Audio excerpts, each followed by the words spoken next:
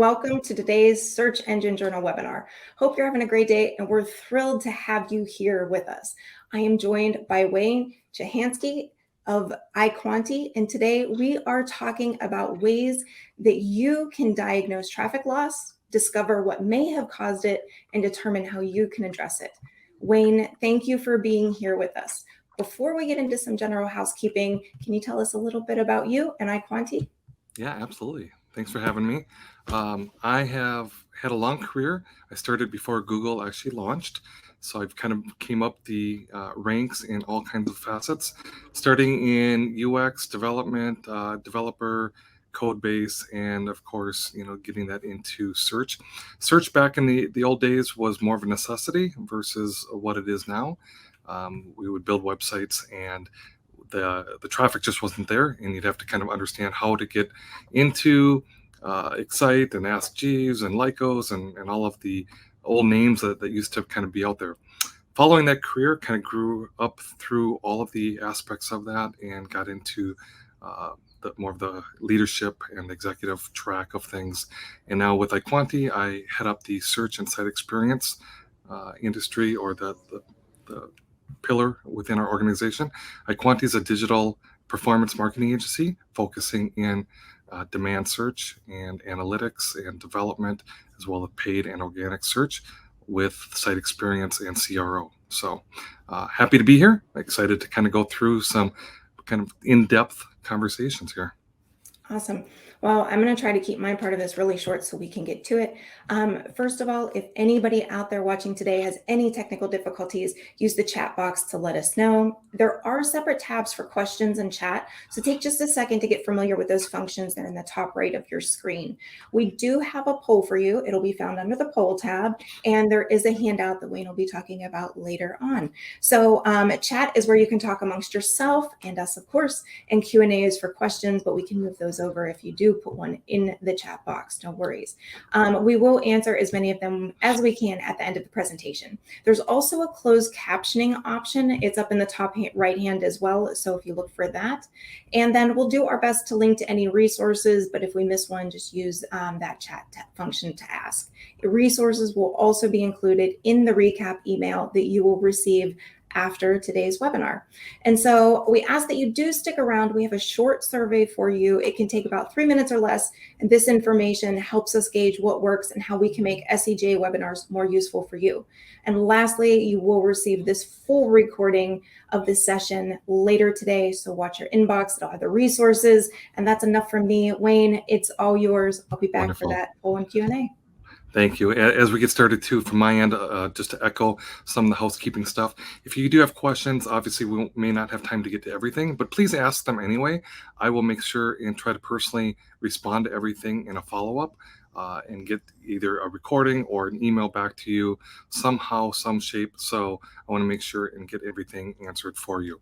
But with that, let's start in. What I wanted to talk about today was not just traffic declines in the organic channel, but how does that translate to revenue loss?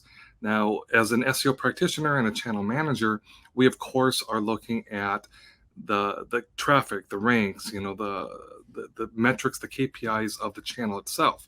But your senior stakeholders, of course, are saying, listen, this is costing me X amount of dollars. We lost our traffic. What's happening? So today I want to talk about what causes the traffic drops, how to spot an algorithmic shift versus another element, and how to assess that traffic loss as it ties to revenue. We're going to go through some calculation. Bear with me on a little bit of math today. And then a slight introduction on how to recover the traffic loss. Now that is going to be where the handout comes into play at the end here. We'll talk a little bit on the introduction, how to recover, but the handout will kind of complete that storyline. So with that, let's jump in on what causes the traffic declines. Right now, a lot of the questions I know that I get asked from whether it's a CMO or an SVP or somebody in a leadership position is they're always asking channel managers, what happened? What caused it? Why did it happen? And how does that make any sense? My traffic is declined, but you're telling me the ranks haven't changed, or that the traffic has declined, or you're in the same rank position, but your CTRs have dropped or something. What is happening to going on? So what I want to do is break down three different triggers that actually influence organic traffic. Now, when you look at just purely organic, the attribution in the organic channel, there are only three elements that actually will influence the traffic to either go up or to go down in one way or shape. So the first one is the ranks. Of course, this is the easiest one. Everybody that is into SEO understands that rank is what you're going after. But how this translates a little bit deeper, I want to go into what this actually means.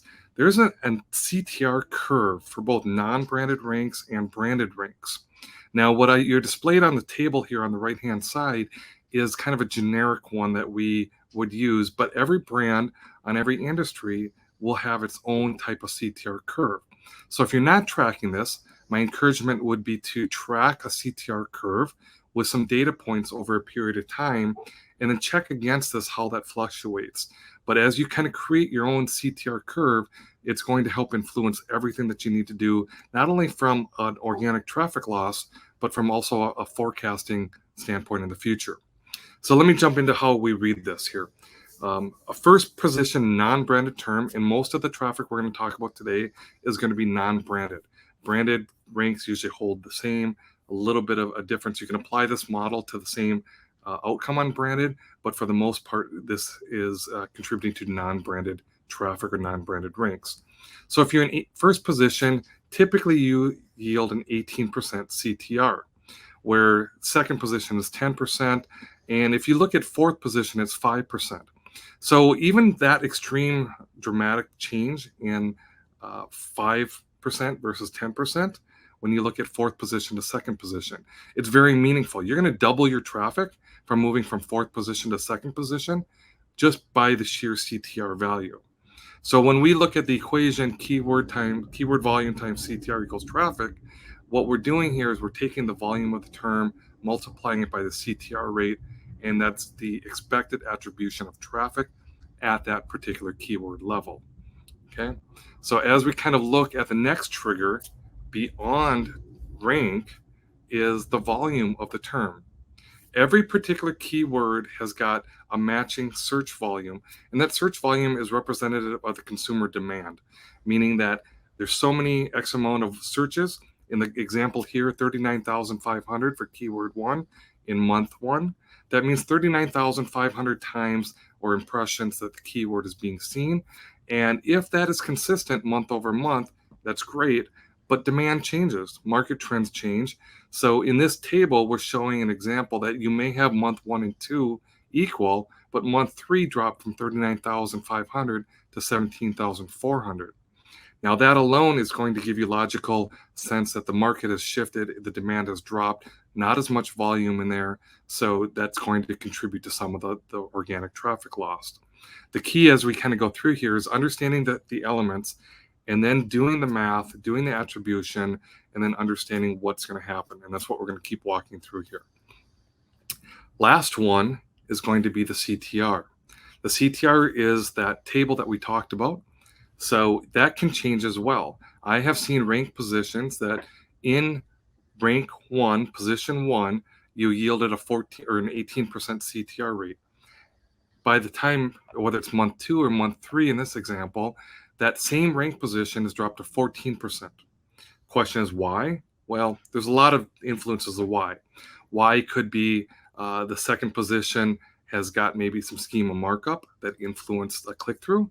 Second position may have a more catchy title tag or meta description, or it's just the fact that the consumers that happen to prefer to click on number 2 versus the first rank.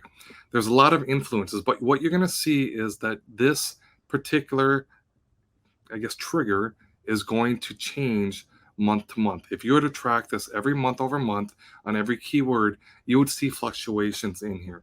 So one of the key things that I'm going to remind you of later, but I'll mention it here, is you don't necessarily need to be creating a knee-jerk reaction because your CTR has changed. What you need to do is understand that it did change and what contribution or percentage of the overall equation was this. And then you can solve for it if it keeps happening month over month over month. But if it's just going up one month and down another, back up, that's something that you may want to kind of ride that wave a little bit more. Okay. So to conclude, there's three factors: ranks, volume, and CTR. These are the three contributing factors that influence traffic in the organic channel to either go up or to go down. Okay. So at that point, I would love to get your understanding a little bit of what you have experienced. Have you experienced organic traffic in a slight decline, a severe, moderate? I'll give you a moment to kind of look at this and kind of tell me what you guys have experienced with this. And while they're doing that, I'll just send out just a quick reminder that's found, the poll is found under the polls tab up at the top. And so far we got about pushing 30 responses there, Wayne. So we'll give them Okay. another second to find that.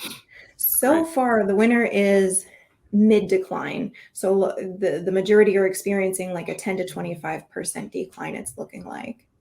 Okay. Great.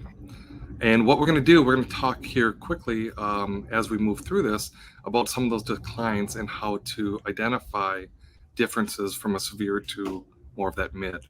So we'll definitely address some of that mid declines as we kind of move through here. Okay, I'm going to go ahead and close this poll. Okay. Wonderful. So, of course, when you look at whether it's a severe decline or mid, there's all of these core algorithmic updates that happen. Google does this all of the time. It's part of the nature. Anybody that's been in the industry is well aware of this.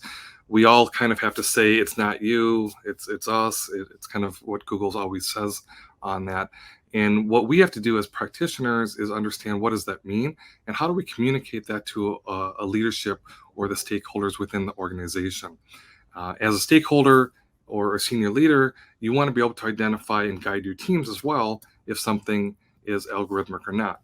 One of the things I like to look for is spotting triggers in the analytics. Now, your charts could have a steady decline where it showed the traffic declining month over month, or you could see a sharp decline that happened dramatically. Now, for me, when I look at the analytics of this, which we all will kind of see first is a traffic drop, these are telling signs for me. When I look at the steady decline, meaning that the traffic is declining from maybe third position to fifth, fifth position to 11th, 11th goes down to 17th. That's happening month one, month two, month three. What I'm seeing here is a steady decline, that this wasn't a rapid drop.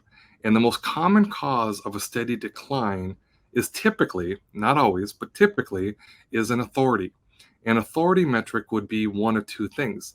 Either you lost authority, which means you've lost your links, your referring domains, or the competition in the landscape has gained authority and you're sitting at one level, and where they were below you, they are now above you in that authoritative metrics. So therefore, you're going to drop in rank. Now, one of the things that you need to do at this is, of course, keep an eye on your backlink profile, monitor your inbound referring domains. Another session we've talked about in the past, but it's not about links, it's about referring domains. So there's a difference. Don't get caught up on how many links you have. Look at the referring domains. And if you want to know why, feel free to reach out to me. I'll answer that question as well. But the referring domains is something that we're going to look at. And again, the steady decline is usually a shift in that authoritative metrics. Where a sharp decline, when you're in third position and all of a sudden a week later you're in 14th position, another week later you're in 33rd position, that is a rapid decline, and that is typically not caused by a loss in authority. Authority is not going to gain you a top position. You're not going to go from 33rd position to third position with 2 or 3 links. It's going to be a steady rise as well as a steady drop. Where an algorithmic shift that we're seeing here, this is a chart that's really common in algorithmic shifts. So if your site has been updated or impacted by the core algorithmic update, typically you're going to see some sort of loss on traffic on pages such as this. Your ranks are just going to fall off the cliff and you're going to wonder what happened. And when an algorithmic shift happens at this point, knowing that your technical hasn't changed and the authority most likely has stayed the same, whether it's been a plus or minus, it's not going to affect ranks this much, then the other signal is relevancy. A lot of the core algorithmic updates in 2021 were surrounding the relevancy signals. And I would look for that more in the future as the two new AIs for Google are coming out with the MUM and LaMDA AI algorithmics. Those engines, those models are going to affect relevancy issues as well. But when we talk about relevancy, what Google is saying is that your page used to be relevant and no longer is it, because the algorithm itself has actually shifted. How they interpret what that query means to intent based on your page copy has changed in their minds, and your page is no longer relevant. And if you actually look at the data here, you're going to see when you pull the ranks and you looked at your pre and post, we're always going to compare what happened pre traffic drop and post traffic drop. And we're going to look at the organic footprint of a page, how many keywords you ranked before and how many you rank for now. And when you look at the two of them and compare, and the keywords that you've lost either significantly or they've fallen off completely, you're going to probably see a couple telling signs that the intent of the terms that you used to have used to be a loose match, kind of a partial or loose fit on the intent of what is the primary intent or the primary keyword. So it's going to make sense to you when you look at this and kind of give you an aha moment and say, oh yeah, these keywords really shouldn't have been mapped to that page. It's a loose fit. And what do? At that point, you're going to want to spin off and create a new page. And we'll talk a little bit about that on the recovering traffic as well. Here comes the fun part. How do we calculate this? What do? We know we have a traffic loss. We've seen it. It's not a sharp decline, probably not algorithmic. If it was algorithmic, we can look at that as well. But overall, from month 1 to month 6, we're losing X percent of traffic, and that's costing us a revenue loss. So let's give you a real live statement. When you have a page or a series of pages, I'm just going to do an isolated single page for our mathematic equation here. And when we look at this, if it normally gets randomly 12,120 visits per month, but now only gets 7,244 visits a month, that's a traffic decline of 59.7%. And the revenue impact on this traffic loss, you know, from your app starts or your sales or whatever KPI metric you have on revenue, you have lost $150,000 in this period of time. Your question, of course, is what happened? Why did I lose 60% of my traffic? And how the heck do I get $150,000 back? That's killing my business. I need to get this return and get this to rebound. So what we're going to do now is we're going to actually break up the 3 different elements we talked about. We talked about rank as being one, and this is the easiest thing to kind of look at. So if your page had 3 keywords, and these 3 keywords were in 2nd position, 3rd position, and 5th position, using that CTR curve that we talked about early on, that would yield a 10%, 7%, and a 3.7%. The volume of these keywords are 14,000, 9,500, 33,000. The math behind this, as I mentioned before, is the volume times the CTR equals the traffic. So if we multiply the 10.2 times the 14.8, so on and so forth, we're going to get each keyword, the attribution of this keyword is 1,500, 665, and 1221. So a total traffic to this page of 3,395. Now I'm going to pause here because I know I'm talking about a lot of numbers and we're going to get into even more math. But just to take a step back, this level here might help a lot of you out there, because I get asked the question a lot that organic channel is a black box. We can't do attribution. Google Search Console no longer gives us attribution. They don't give us traffic at a keyword level. What do? This equation alone can help you with that. And you can actually model this and triangulate it with your CVR, your conversion rate at the page, to give you additional data. But anytime you're looking for attribution, you can look at what's ranking in a top 10 position and then multiply your CTR rates by your volume, and that's going to get your traffic for those particular pages. It's kind of a bottoms-up approach that will get you there. So with that being said, this is what the pre-drop was. This is the traffic you used to get on your ranked positions. Now the rank has dropped, Instead of second position, it's fourth. Instead of third position, it's ninth. Instead of fifth position, it's 17th. Now, using the same CTR curve, our traffic dropped, or excuse me, our CTR, our click-through rate had dropped 5%, 2%, and 0%. So the rank position caused the CTR to drop just naturally by the position that the keyword is in. The volume hasn't changed. So if you multiply now the 5% times 14, the 2% times the 9,500, and anything in 17th position typically is not getting any traffic whatsoever. So that multiplier is easy, it's times 0. And what you're seeing here is a 930 in traffic just for the same page across the same 3 keywords that have dropped. That's a total decline of nearly 2,500 in traffic per month that's happening here. So calculating this element alone, the only thing that we're doing here is we're isolating all of the ranks that had seen a decline in the rank position for this particular page. You multiply and you do this over and over for each page that saw a decline, and you're going to group all of these together. Again, the goal here is to understand how much traffic dropped in each one of the 3 elements, this being the first one. The next one is volume. This is interesting because now we're saying that you're going to look in your profile, in your organic rank position, comparing pre and post, again, how many of the ranks that you had has the same exact rank position, which yields the same CTR, but the volume itself has shifted.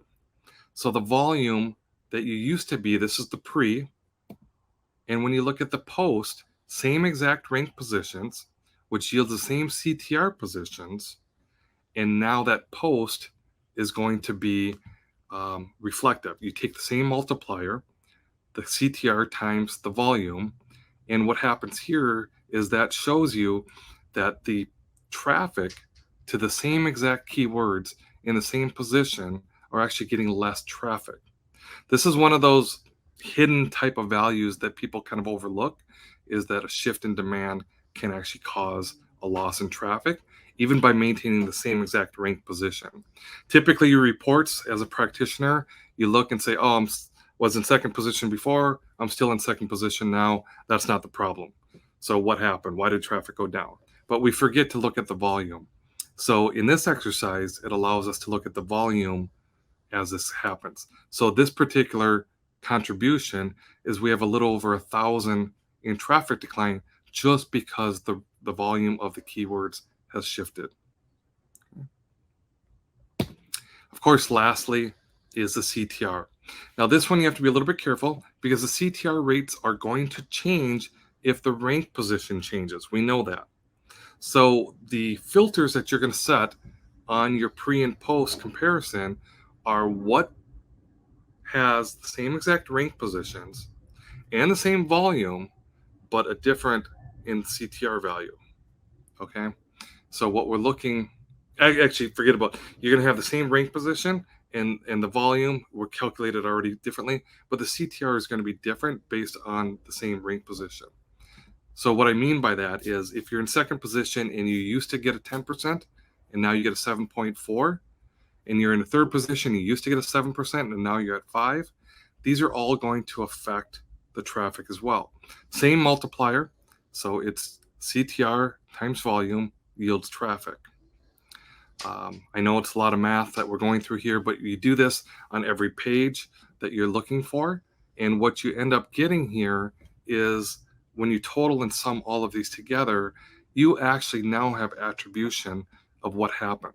So when somebody asks you, why did we drop in the traffic? What happened to it? You know that 50% of your traffic decline came from your ranks.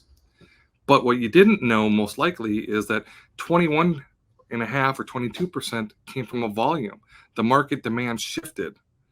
And then lastly, 28% came to just because of CTR value alone. Okay.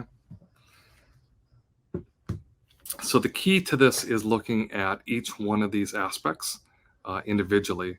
And when we look at these, you kind of go through and you understand the attribution of every one of the elements. Now, when you look at each element, now comes to the revenue. How does this equate to revenue?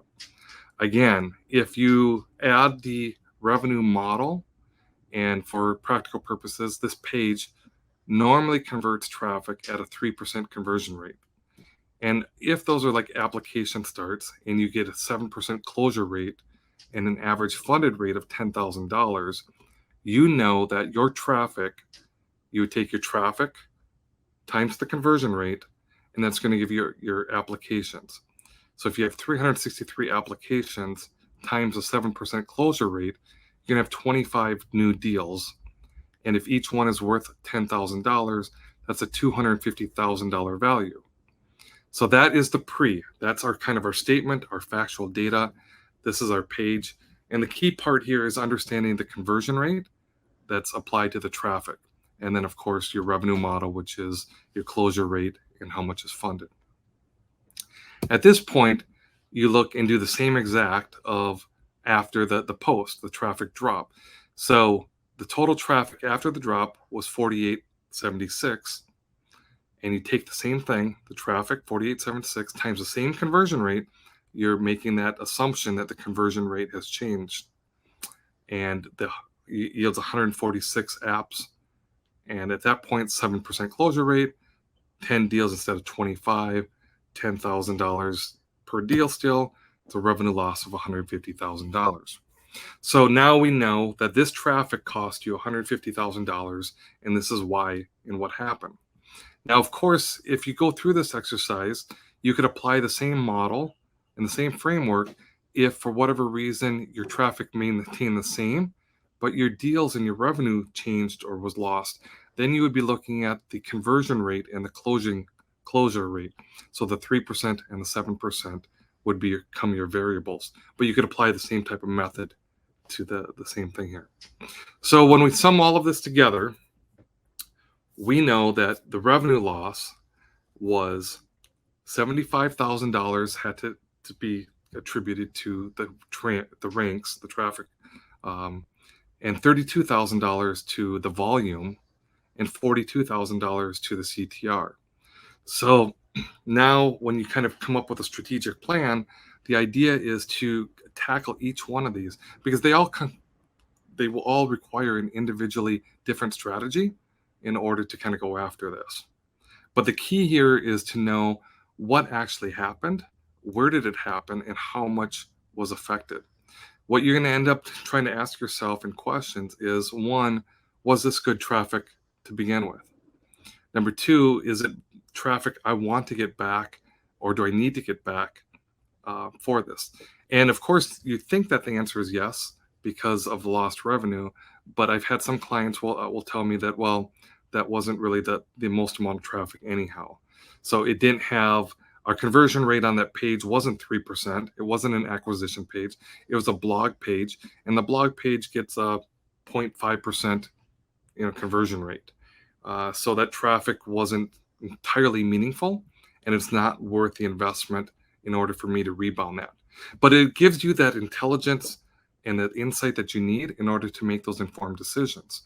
So now you can communicate to the stakeholders, or if you are the stakeholder, you can now tell your team the direction that you want to move forward based on what it's costed you and what areas of the traffic have declined. Okay. So what I'm going to do here is go into a little bit on how to recover the traffic. And what we want to be able to do is kind of introduce you to some different frameworks on this. One of the things that I'd like to talk about is in the ranks. Ranks are fixable. Ranks are something that you can recover. Ranks are based on algorithmic factors, which is your technical, your relevancy, and your authority scores. And most often the ranks were either a loss of the authority that we mentioned, so you have to create some campaigns to build that authority up, or it was a loss of relevancy of some sort, and you can spin that off, get new content into pages, into market, or revise your content that you have in order to elevate or fix those ranks. What's interesting is the volume. The $32,000 that was attributed to the volume loss is out of your control. You cannot make the demand of a term elevate because that's replication or that's representation of the market itself. So when you're looking at the volume, this is really important to be able to communicate and understand as a senior stakeholder to know that I lost $32,000 because the market shifted. Okay, that's fine. We understand that. Before this, I didn't know that. I only saw that I lost $150,000. I'm frustrated. I want the $150,000 back. Our ranks have dropped. Let's get the ranks back up. Then you rebound on the ranks and you still didn't get the $150,000 back. And again, you're either frustrated at your team, the channel managers, or the agency that you're working with. But until you actually go through the exercise, some of this was not even achievable to begin with to get back. And the CTR value, the last one, is very difficult. And I'm going to go into a little bit of reasoning why that particular one is difficult and what the risk is involved on that. Okay. So when we talk about out of control traffic, the volume, this is one that what we want to do is actually, I've seen a shift in some of the data behavior models that I've kind of been tracking and looking at, that especially with COVID happening and coming out, traffic and the volume and the market demand has shifted. I had terms where somebody might have had quick loans as a keyword that had a high volume, but that term lost volume and people shifted to I need money now. Now that was a very different shift in demand.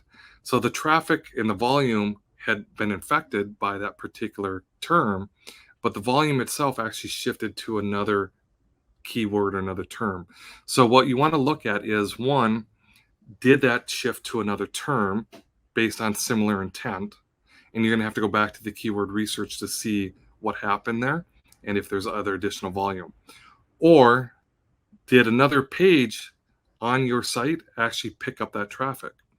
That's happened as well. That something has shifted from an acquisition page that you mention a particular topic and you didn't have enough relevancy on that acquisition page, but one of your blog pages does. So you lost, here's a good example. You lost your rank on the acquisition page. You were in 7th position. And now that same keyword that was on that acquisition page in 7th position is on 45th position on a blog page. So what happens is when you look at those two here, the relevancy of the blog page actually is a better fit. So the algorithm is doing its job. It's matching the relevancy better for the blog page. But the blog page doesn't have enough authority for it to rank in a top position. So instead of being in 7th position, you're now in 45th position. So you have to kind of look and say, okay, that's going to impact my strategy, and say, well, the traffic, the volume didn't shift, or it shifted from one page to another page. It wasn't that the demand had shifted. The volume on that page was lost, yes, but it actually got picked up on another page. And then when you look at the elements and the attributes of that page, you understand why that page is not ranking in a position where it is. So now to get that volume and that traffic back, you actually have to elevate a different page. That might be a longer effort to create that page to elevate and lift. Okay. So the other item that you want to look at when you're looking at volume is, did the intent of the terms shift? Did they move to a different one? And ultimately, lastly, is quite honestly, you probably will just have to go out and mine new data, new search volume that you weren't going after before. And this can be done in multiple ways. You can do your keyword research, take your head term, and look for semantic value, related type of terms. A lot of times I talk about going down the rabbit hole on a content pillar. So if you have a particular topic, can you get that full funnel connection? Do you have everything covered from A to Z, from an acquisition purchase state all the way up to the awareness and covering the mid-funnel comparison? So if not, you're going to look and do some more keyword research and mining that data and try to get new volume. And what's going to trigger that is you're going to need to put new pages into market. You're going to have to spin off pages. One thing I can tell you, if you want to be a little bit more algorithmic proof, is when you look at a page, if you have a particular page that is ranking for a lot of keywords, 70, 50, 150, 300 different keywords, that is not going to hold, that will not sustain. The algorithm, you cannot have 100 different keywords that mean exactly the same meaning. And Google eventually that'll catch up to you and you're going to lose rank on those because it cannot be the same intent. The relevancy signals will drop and the authoritative metrics and signals are not going to match all of those different types of keywords. So you can get in front of that and do what we're talking about now and actually break off those pages, break off that volume and move them into a new page that is specific for that particular intent. Okay. As we kind of go through this, that there is a download that is available when we kind of look at how do we keep taking this forward. But I know that there's a lot of math, a lot of questions that are happening. So maybe we kind of take some of those questions. Perfect. Thanks, Wayne. You're right. That was a lot of math, but that was a lot of good stuff. The comparisons were, it was nice to see. Let's get to it because we do have about 20 minutes left and we do have some questions for you. So Ursula asks, how do you handle these calculations when you are tracking thousands of keywords? Yeah, good question. So typically what I would do is I've had my team build macro equations. They're phenomenal in Excel, but you can even do it in a database as well. So you can create kind of the framework of this profile and extract that across. A lot of things that you're going to do is you can do comparison models. So you're taking the page footprints and you're actually comparing them from one kind of pivot table to another, or you can put it into, like I said, into a database and do queries against it as well. But this is something that you're going to use repeatedly over and over. So if you spend the time to create it and not just manually do the effort every single time, you'll actually be able to automate that. So if that makes sense, that you can take thousands of keywords, you can look at the pages, you can compare these, and it can actually, if you create the macros, you can kind of see what's happening at a quick glance of things. Okay.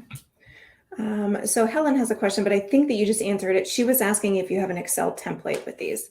Good question.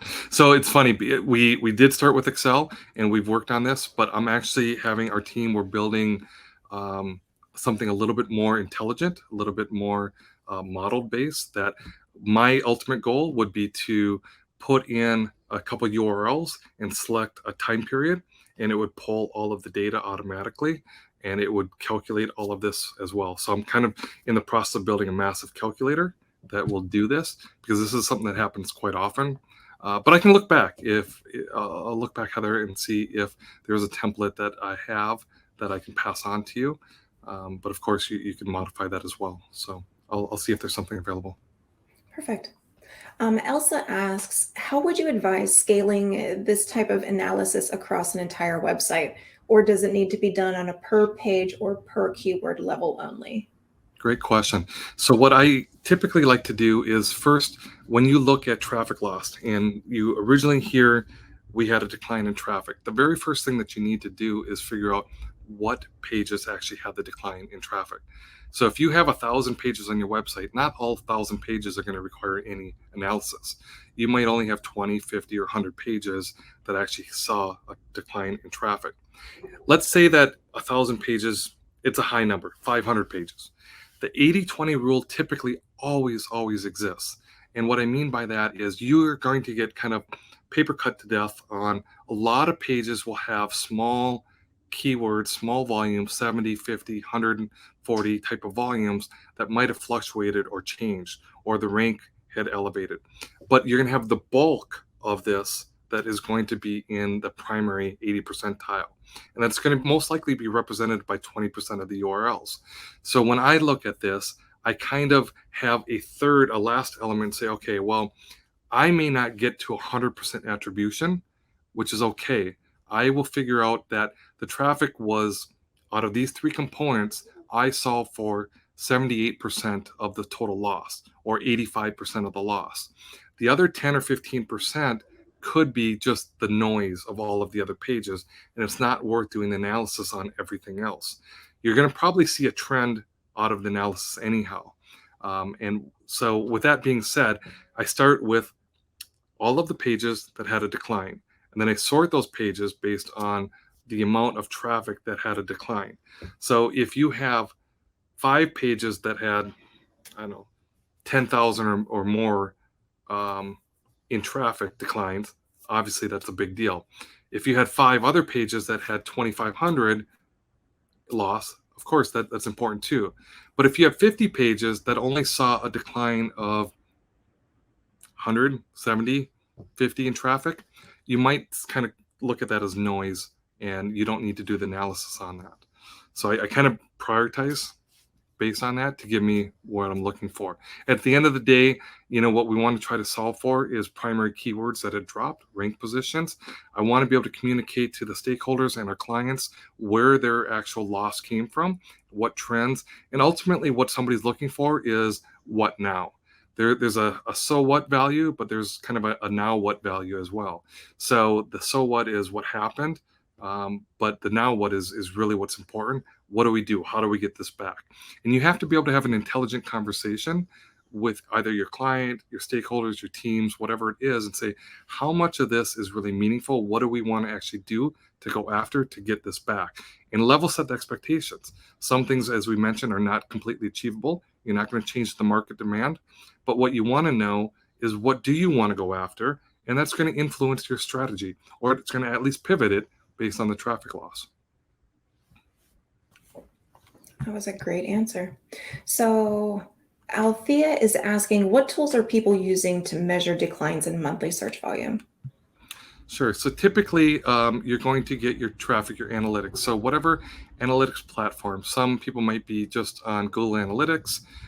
You might be using a BrightEdge or an Adobe platform. You're going to look at your traffic stats.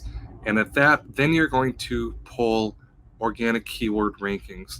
There's a lot of tools. SEMrush does a great job. BrightEdge does a great job.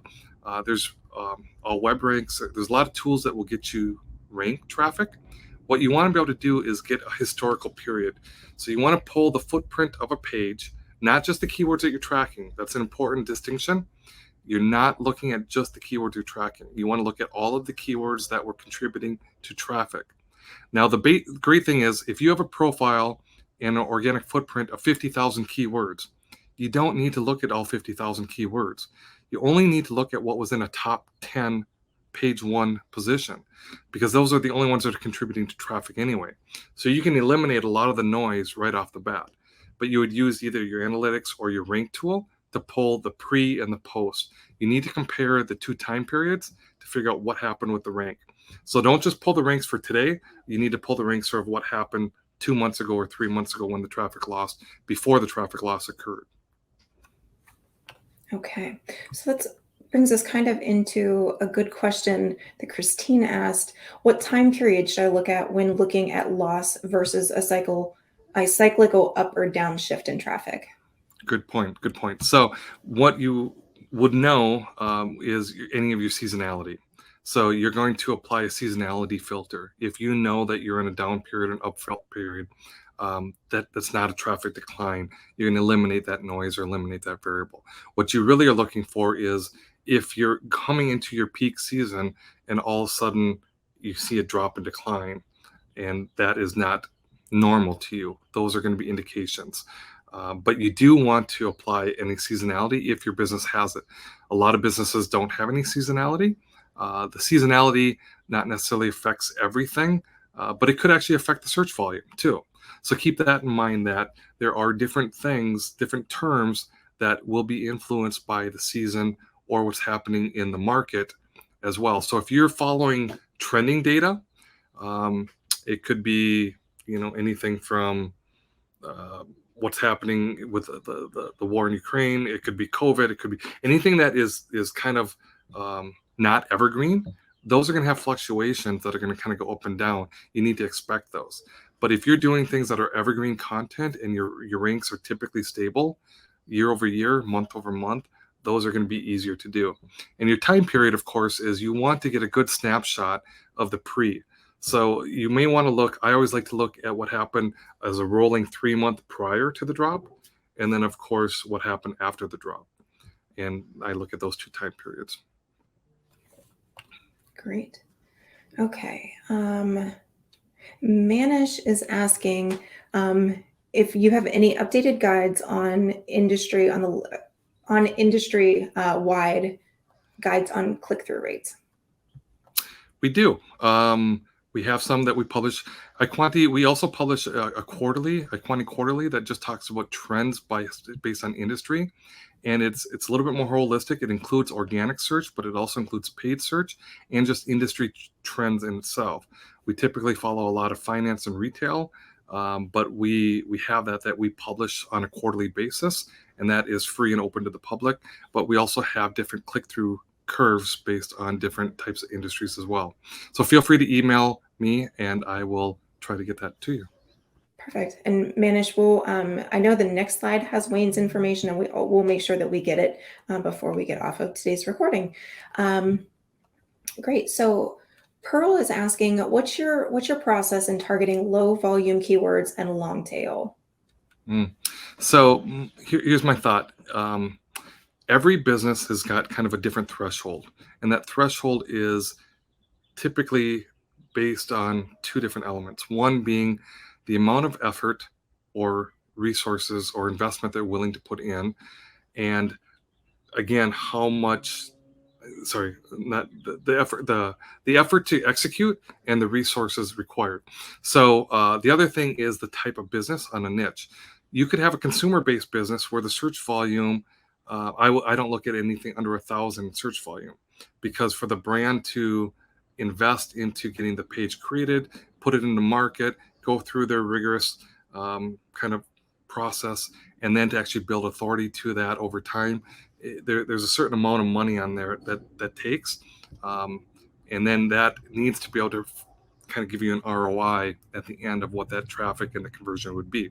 However, with that being said, you could have a different business where it's very niche, and that niche market is that 140 in search volume is exactly the top keyword is only going to give you 570. I'm making it up, but the volumes are really low, but the conversion is high, and your revenue model is $250,000. So you don't need a lot of traffic. You just need to get the right traffic and the right conversion. So therefore, your models on the search volumes are a lot lower. So I try to kind of gauge, of course, where my business is, where my clients are, and understand what their threshold is, what their market is, what their revenue model is, and kind of get a understanding of how much effort you want to do.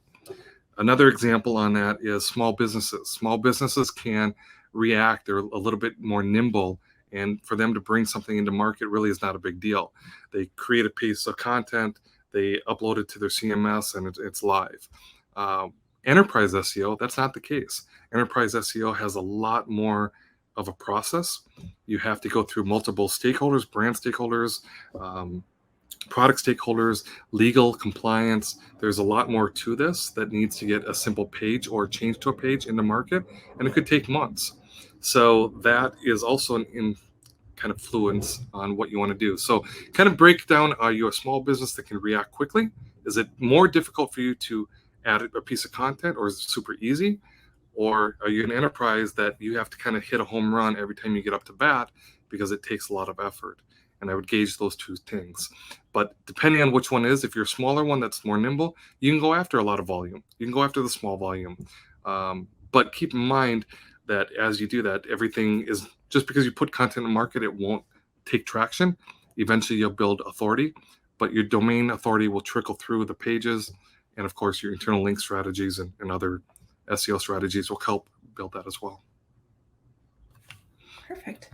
So Smitha asks, this is more of a question on a page that they're trying to rank for. So one of my pages has a decline in rank from 12 to 106. The article is more like an evergreen one. The keyword target is most generic. And so how can they tackle this and get it back up on the page? Great. Do we know what the keyword itself is? Was not given the keyword. No. Okay. No. Okay. So in a particular, that case here, 12 to 100, I would first look at, did that happen over a period of time, kind of what we looked at, or was it so sharp? With the core algo updates, it might have been affected by the relevancy updates that happened. And you saw 12 to 100 is pretty dramatic. And two things that can happen in blog content. If your site itself is in the arena of more of a news and media outlet, there's a relevancy and kind of a recency component to this, that your content could have already went through its life cycle, and it knows that you're publishing a lot of content on a regular basis, and it's going to drop off because of the recency. Now, if that's not the case, if it's something that it's just a very good generic keyword and that you used to rank and you're not, I would go through this exercise and kind of figure out what happened in that ranking component of it. Was it a sharper drop? Look at the backlink profile, look at the authority, look at the relevancy of it. Most likely two things are going to happen. Either the page that it was ranking for is not the actual right match. The relevancy signal is not there. The way I check for that is, of course, I have a tool. We have a tool called ELPS. It gives us predictive modeling.